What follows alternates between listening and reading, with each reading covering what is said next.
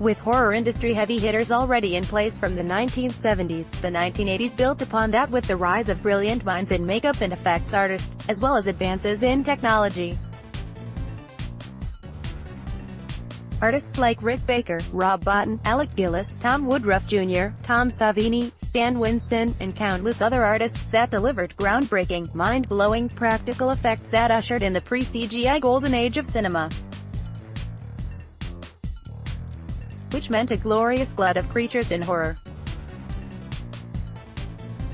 More than just a technical marvel, the creatures on display in 80s horror meant tangible texture that still holds up decades later, grotesque slimy skin to brutal transformation sequences. There wasn't anything the artists couldn't create. It came from the 80s as a series that will pay homage to the monstrous, deadly, and often slimy creatures that made the 80s such a fantastic decade in horror. Compared to Japan's vast selection of kaiju films, there are very few giant monster films stateside.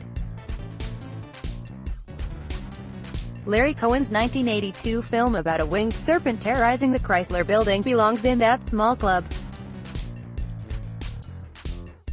At first glance, it looks more like a Ray Harryhausen throwback with its stop-motion claymation beast, but this cult film is every bit of Cohen's brand of ballsy filmmaking.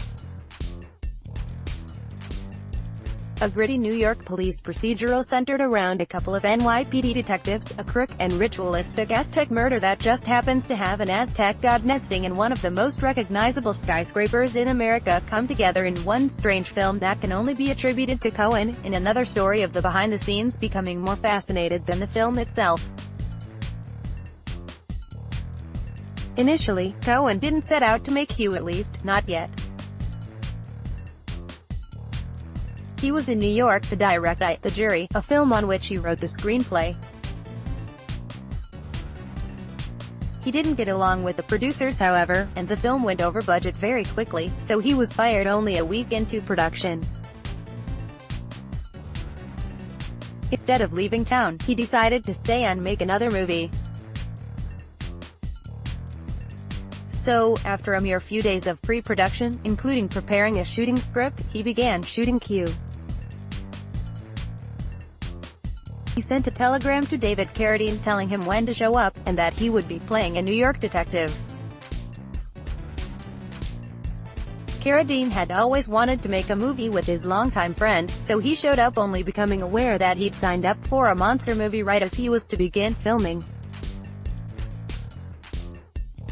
Michael Moriarty, who plays crook Jimmy Quinn, was hired simply because Cohen was a fan of his and happened to bump into him at a cafe in New York during pre-production. It summed up Cohen's approach: he's a director who knows what he wants and he'll find a way to get it regardless of opposition or obstacles. He refused to take no for an answer when seeking permission to shoot in the Chrysler Building, but after the sixth or so time of asking and offering them enough money, they agreed. Even then, they didn't realize just how high up Cohen intended to go. The unsteady spire atop the building wasn't the most secure place for the crew to go, but Cohen reasoned that the budget didn't really allow room to build a safer duplicate to shoot.